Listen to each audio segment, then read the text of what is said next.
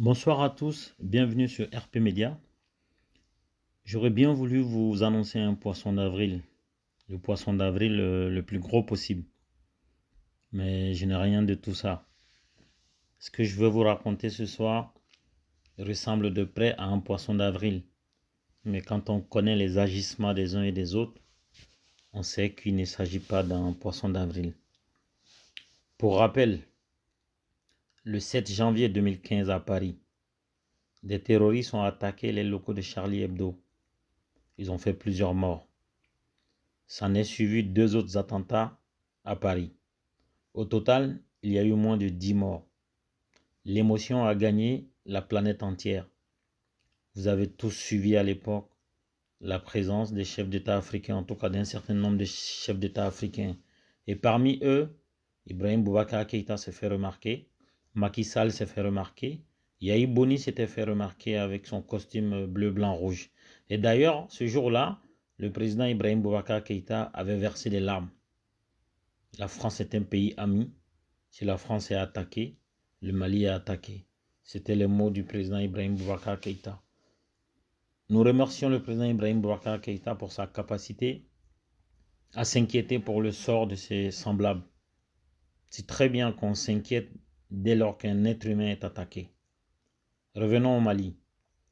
Le 23 mars 2019, dans la région de Mopti, dans le village de Gossango, plus de 160 personnes habitant ce village ont été froidement abattues. Les maisons ont été brûlées. Les êtres humains ont été brûlés. L'émotion a gagné les Maliens. Beaucoup de choses ont été dites. Nous avons tous dénoncé. Le 25 mars, le président Ibrahim Boubacar Keïta lui-même s'est déplacé sur le théâtre des événements. Il n'a pas pleuré comme pour Damien Boiteux. Il n'a pas pleuré comme pour les victimes de Charlie Hebdo.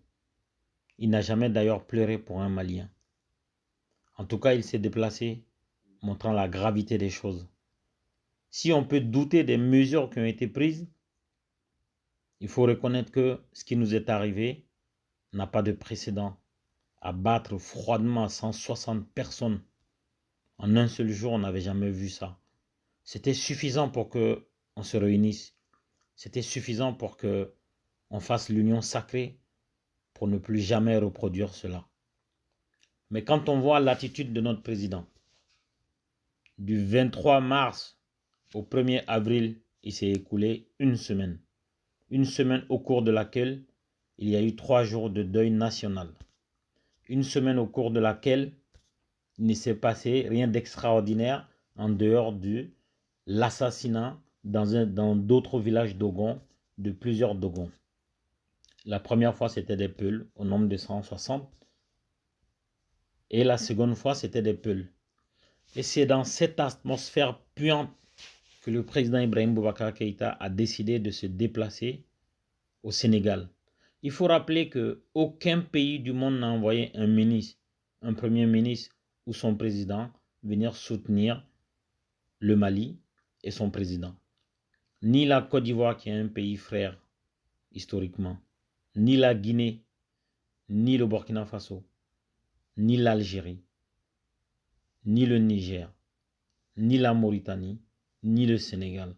Aucun de ces pays n'a dépêché son président, son premier ministre, même pas son ministre des Affaires étrangères, pour venir soutenir le peuple malien qui était dans un moment de deuil. D'ailleurs, nous sommes toujours dans un moment de deuil.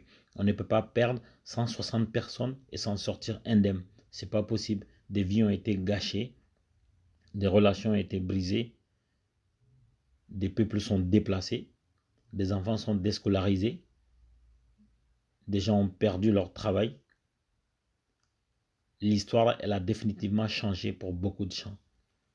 Malgré cela, le président Ibrahim Boubacar Keïta a pris son avion aujourd'hui, 1er avril, pour se rendre à Dakar pour participer à l'investiture de Macky Sall, qui ne s'est pas déplacé quand il y a eu 160 morts au Mali, qui ne s'est pas déplacé quand il y a eu autant d'attentats au Mali.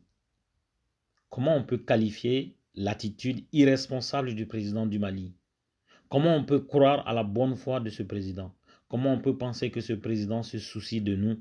Comment peut-on penser que ce président cherche des solutions pour combattre l'insécurité et le terrorisme au Mali?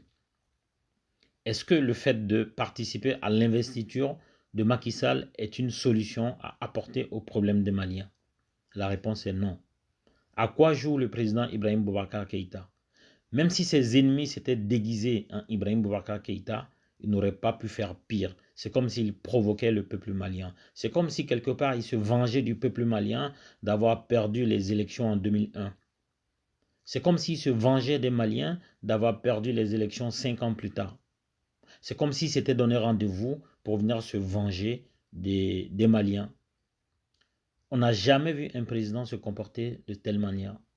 Et depuis qu'Ibrahim Boubacar Keïta est à la tête du Mali, on n'a pas non plus vu les chefs d'État du monde se bousculer au Mali. Alors, que cache ce goût immodéré pour les déplacements en avion? Est-ce que c'est une fuite en avant? Est-ce qu'il essaie de meubler le temps? Est-ce qu'il essaie de se cacher? Au-delà de cet attentat qui a tué 160 Peuls dans le village de Gossagou, quelques jours plus tard, il y a eu des Dogons qui ont été assassinés par le même procédé. Et aujourd'hui, l'imam Mahmoud Dicko, président du Haut Conseil islamique du Mali, appelle à une vague manifestation. Quand on connaît la capacité de mobilisation de ce dernier, on doit craindre. Sachant qu'aujourd'hui, tout le monde, tous les Maliens voient les limites du président Ibrahim Boubacar Keïta. Au-delà des clivages majorité présidentielle, opposition, aujourd'hui les Maliens sont servis. Parce que quand vous tuez 160 personnes à Ogosagou, vous ne faites pas de tri, vous ne tuez pas des gens de l'opposition ou des gens de la majorité, vous tuez des Maliens.